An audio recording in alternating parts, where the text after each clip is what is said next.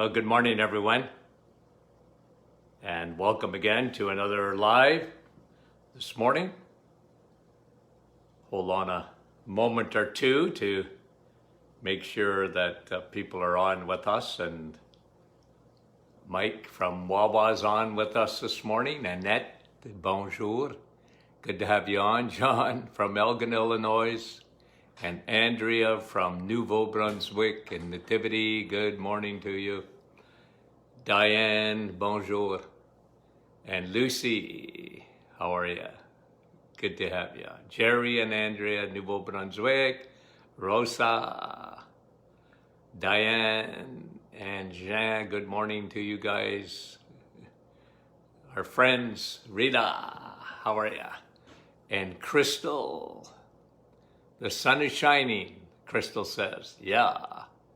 And good to have you on with us this morning, okay? As we finish up this series, Helena, Wendy, you guys are great. Thanks for coming on, big audience, we love it.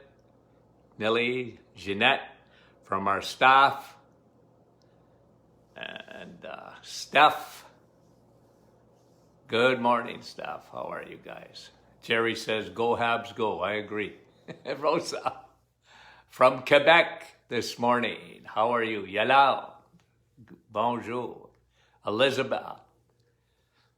Thanks again for watching, guys. We appreciate it. Okay, so in the last few days, and Connie, good morning. What we've been talking about the last few days, the overarching principle I've been trying to bring out to you is 88%, according to the CDC, tells us that we're very unhealthy. Very unhealthy.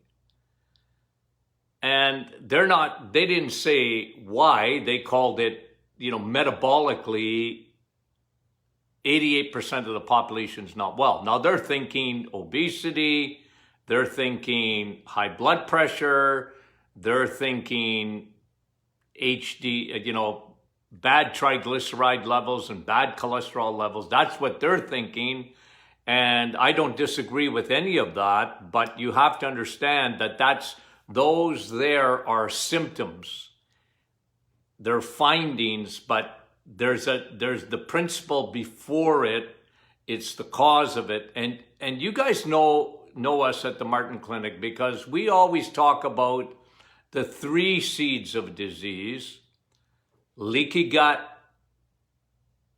Hippocrates was right. He said that, in 2,000 years ago, the father of medicine said all disease starts in the gut. So that's us. We're big on that. You got autoimmune. You got leaky gut.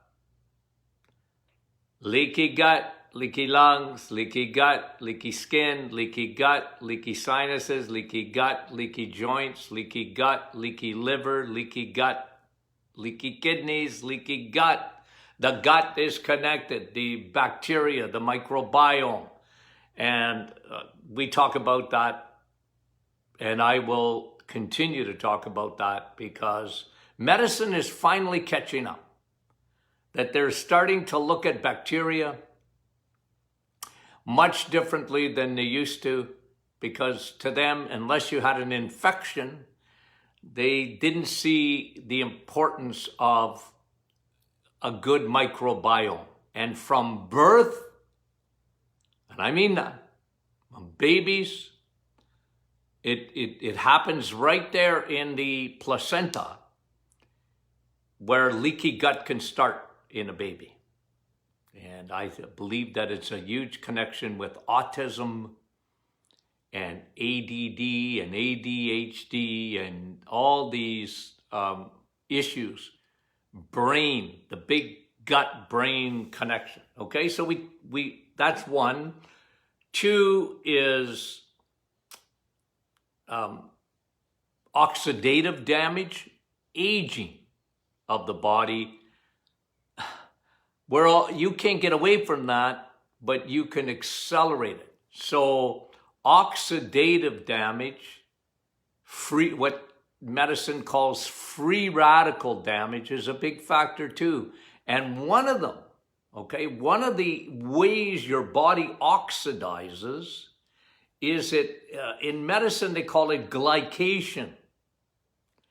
And glycation is, they have a form for it in a name called AGE. It's perfect because it's aging of the body. It glycates the tendons and whatever.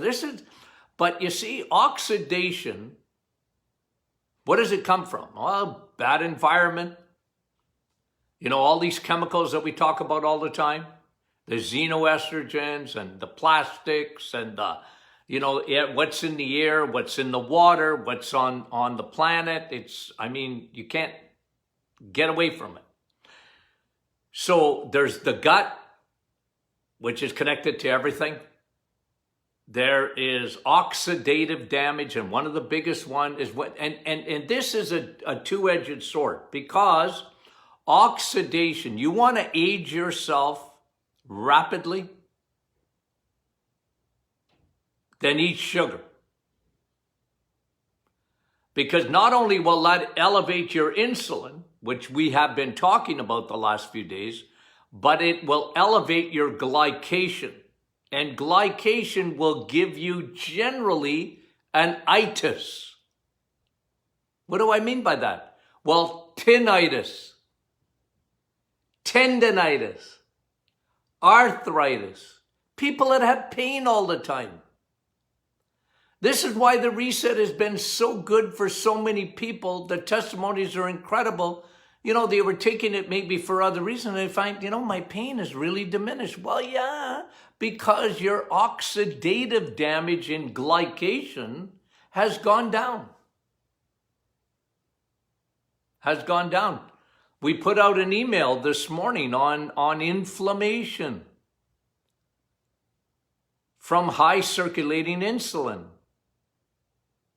You got pain, tendonitis, you just constantly, you got to look at your diet.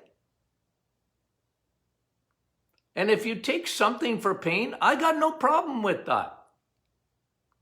But that's a Band-Aid. It's not fixing it.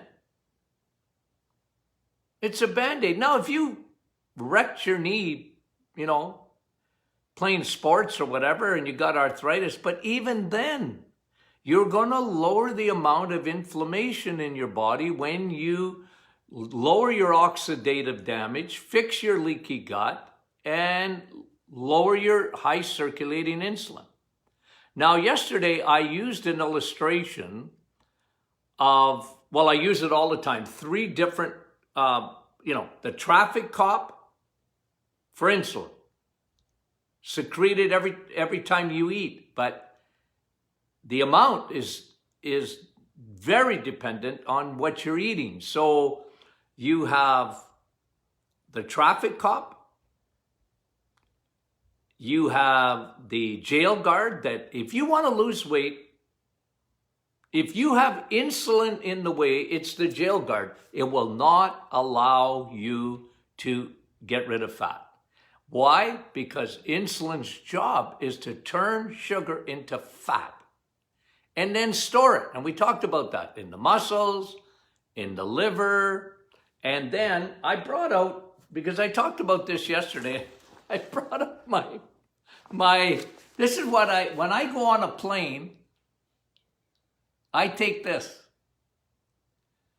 Because it's amazing how many things I can get in here, okay? It has all these compartments, okay? So I opened it up. There's the big one, okay? I often put my clothes in there, and there's a little bit smaller one. And then there's a third one, okay? I don't know if you can see that, but for those who will be listening on a podcast. And then I got all the compartments in the front. I can put my laptop in there, and I can put my, all those things. See, it's amazing how many compartments it has. But that's what insulin does, guys. Insulin makes fat compartments out of your sugar. And it'll put it mostly around the liver. Because there's no more room in the liver. The liver is full. And then we talked about check engine light. This can happen, guys, over a long period of time. It usually doesn't come overnight. And that's why, like, kids are canaries in the coal mine today. Because of the amount of sugar they're eating,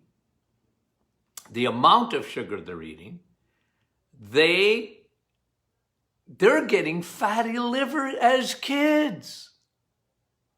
They were never meant to eat the amount of sugar, 200 pounds. And you know what's worse? Is when they drink sugar. There's nothing worse than drinking fructose or sugar. You're meant to eat. If you're going to have a fruit, kids won't get fat on fruit, okay? Kids won't get fat on fruit. If they eat oranges and apples and grapes or whatever, look, if you got trouble with insulin, you know what I'm like with that. Then I want you to limit your fruit, and we'll talk about that in a minute. But what I'm saying is kids will never get, you give a kid a banana, it's better giving them a banana than, kids won't get fat on fruit. It's when they drink their fruit, when they have soda, when they have juice. Apple juice, orange juice, that's the worst thing you can give them. Sodas, sodas, orange juice, no difference. Would you give your kid a Pepsi for breakfast? Of course not. But when you give them orange juice, and when you make a smoothie, don't make it with juice. When I see in the mall these juice places, I feel like getting in front and being like, you can't have this. You can't. You are spiking your insulin through the roof. Through the roof. Don't drink juice. You can put a few berries in a smoothie. Okay? You can put a few berries in a smoothie. No problem with that. But don't drink juice. Don't put orange juice in there or apple juice or, don't juice it. And this is why even juicing vegetables, I'm not big on that. Well, Dr. Martin, it's a green juice. Yeah, I know. But if you're having cancer and all that, I know. They want to tell you that makes you alkaline and carrot juice. And I'm sorry. I think it spikes your insulin way too much. Way too much. So, you know what I'm saying? Put a few berries in your smoothies. That's all right. Put a few blueberries or strawberries, okay, or raspberry, whatever you like in berries. But don't put a lot of them in there. Your biggest thing with your smoothie is your protein and your cream and coconut milk, if that's what you use. Good for you. No milk. You can have cream, not milk. Okay. So, again, yesterday we talked about low energy, weight gain, sleep issues, digestive issues, overactive bladder, then all of the itises. Achilles tendon, okay? Tendonitis in your elbow, doesn't want to go away. And, plantar fasciitis. You know how many times I hear plantar fasciitis? I got plantar fasciitis. And I tell them, it's not just a foot problem. It's an insulin problem. And they look at me, a lot of people, like I got two heads on. What's my foot got to do with food? Lots.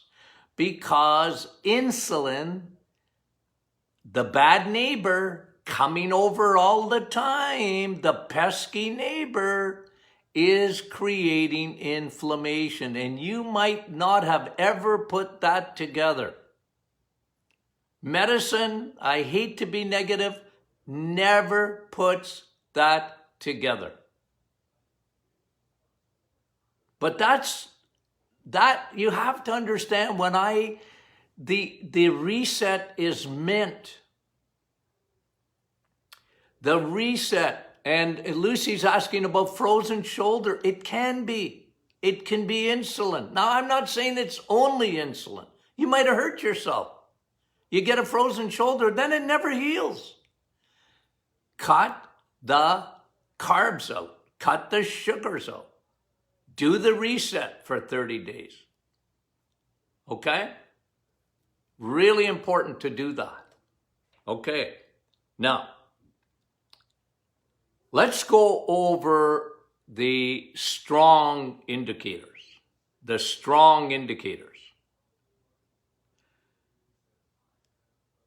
Obesity is a strong indicator that you have insulin problem. Because remember what insulin is doing. Insulin is storing. Insulin is storing.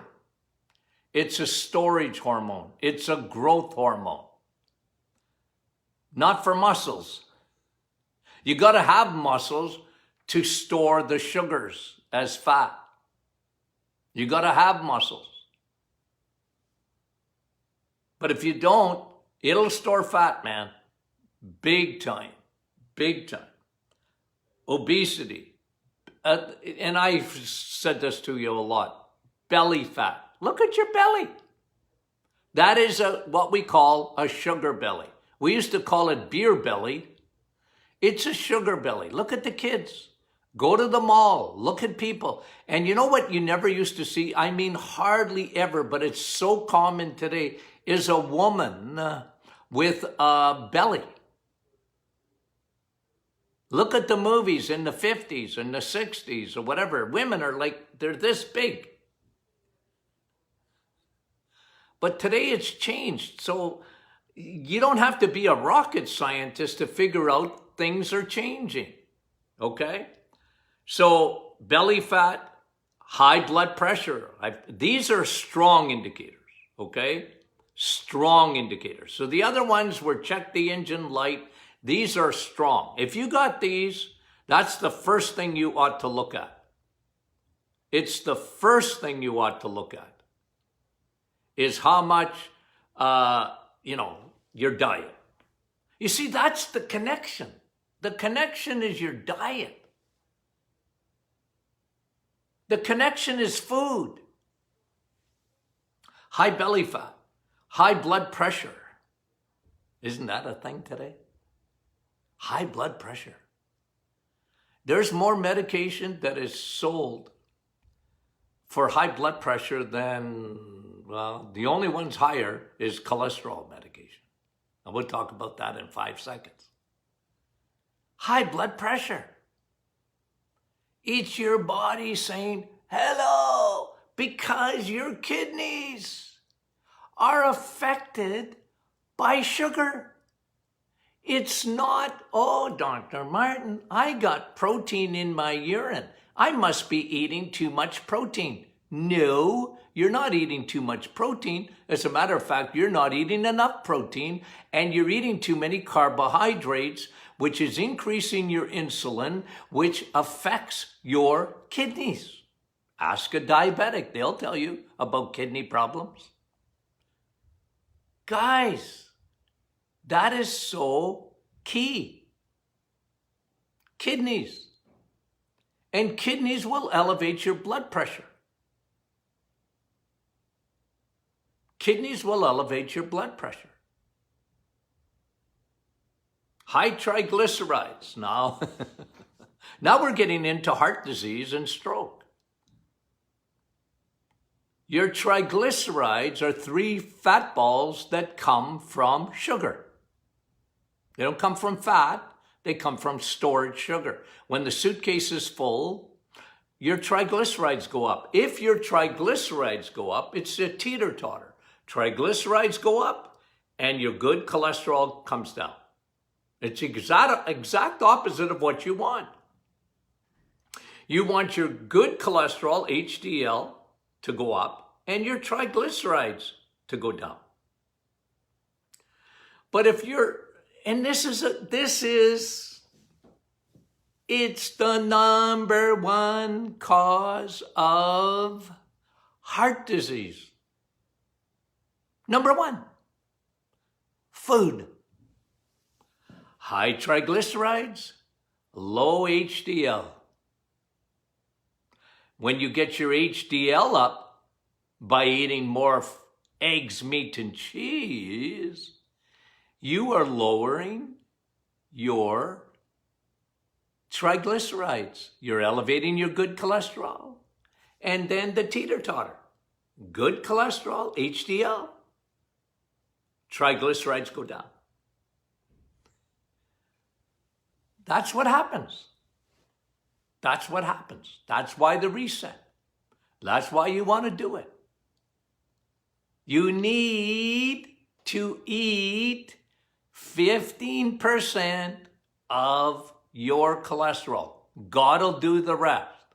85% comes out of the liver. God don't trust us. We don't eat enough cholesterol. I guess he was looking down the times and looking to 2020 and 2021 and look at these foolish people. They bought the lie that cholesterol, which is only found in animal products, they're not going to eat anymore.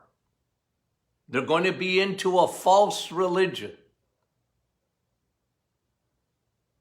Planet, don't eat meat. Climate, eat Bill Gates veggie burgers. Ooh. You want to see someone have a heart attack? Is when you see me talking about the veggie burgers. Ooh. Okay. So you got to eat cholesterol. Eat your bacon and eggs. You lower your insulin. You lower your insulin, you're going to lower your blood pressure. You're going to elevate your your HDL and lower your triglycerides. It's diet, guys. It's food. It's a modern day phenomenon. 50, 60 years ago, not that there was never heart attacks. Of course there was, but not like today. In 1910, 1920, 10% of the population had any kind of form of heart disease. Today it's 50, 60%. It's even higher than that. There's a race on in society. There's a race. Did you know that? There's a race going on. What can kill you faster? Your heart disease and stroke or cancer? It's a race. It's amazing. They're neck and neck. And breast cancer has overtaken lung cancer. Ooh, drives me crazy. Drives me crazy. Hair loss. Let me give you another one. You know when insulin is high? You know when insulin is high? When someone gets sarcopenia. Sarcopenia. Do you know what sarcopenia is? It's muscle wasting. You ever seen a skinny person that has no muscle? Especially when they get older. I mean, they got nothing. Their skin just hangs on them. They have sarcopenia. They're carboholics. They don't eat enough protein. They were scared skinny about protein. See, the message got out. Don't have red meat. Don't eat, the plant kingdom, the plant kingdom, the plant kingdom, the plant kingdom, and they bought it. I don't care, guys. Bring me any vegetable you want, any one you want. Name it, Bring it. Put it up against steak, and you're going to lose every time when it comes to nutrition, when it comes to muscle, when it comes to protein, when it comes to amino acids, when it comes to B12, when it comes to everything that your body needs. So you know what? I'm sorry. I don't buy it. And I see over the years all the results of that. So that's why we say at the Martin Clinic, I don't care if you're skinny mini. That doesn't make you healthy. Skinny mini don't make you healthy. You can have major, because obesity, yeah, that's a, if you're obese, you got insulin problems, no doubt about it. You got other hormonal problems too. It's not just insulin. You got other problems. But the skinny people, they don't know what's on the inside of them. You need muscle. Because when you get sarcopenia, oftentimes you are much more susceptible to osteoporosis. And there's another sign. There's another sign that your insulin and your inflammation markers are high when you get osteoporosis. And guess, it can happen to men, but ladies, I take your little face, ladies, and I'm going to give you a memo. Okay? Ladies, listen. This is for you. The vast majority of osteoporosis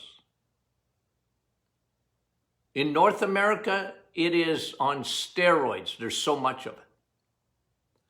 Is because women like the plant kingdom more than the animal kingdom. In generalities, that is a true statement.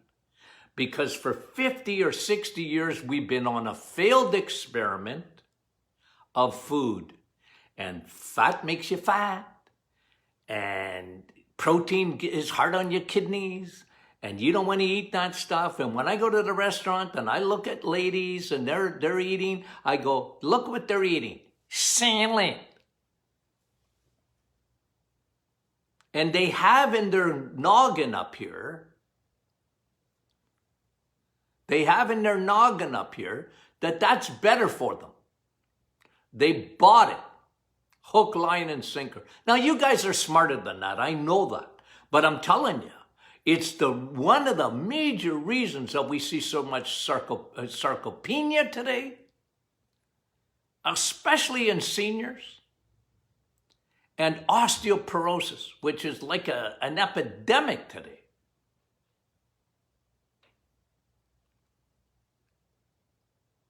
Dowinger's hump. Talked to you about that yesterday.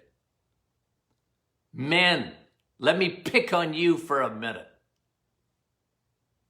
Let me pick on you, men. You want to know a major indicator that your insulin, you got high circulating insulin and insulin resistance. You got the bad pesky neighbor around. Men. You know how you know? 100%. You got ED. I think it was a week ago, 2 weeks ago. I brought a podcast out and said, man, I wish I'd invested in the little blue pill, in the company that makes it. Was it Pfizer? I think it was Pfizer. The little blue pill for men. Wow. When that don't work, guys, you got a trouble with your insulin. It's circulation, you see. The first thing that happens when you eat too much sugar and crappy carbohydrates, it affects your blood vessels, circulation to you know what? And your prostate. When you got prostate problems, men, you got trouble with insulin. Change your stinking diet.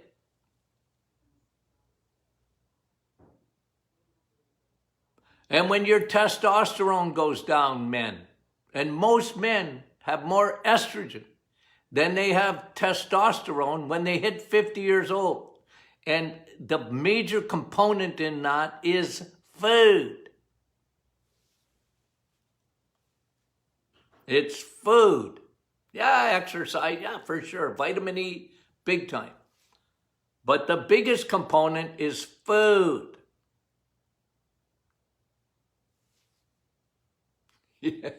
Lisa says, yeah, Viagra. Why didn't I invest in that? Why didn't I get shares in was it Pfizer or I think it was Pfizer. I can't remember who came out originally, right? But guys, ladies, you know how stubborn your husband is? Tell him Dr. Martin wants to talk to them. So, I'm telling you, 50% of men after the age of 40, you're still a puppy at 40. Craziness.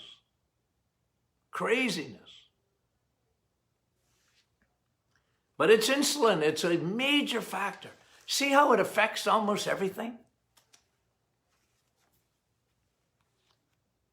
I got a few more. Maybe we'll spend some more time on.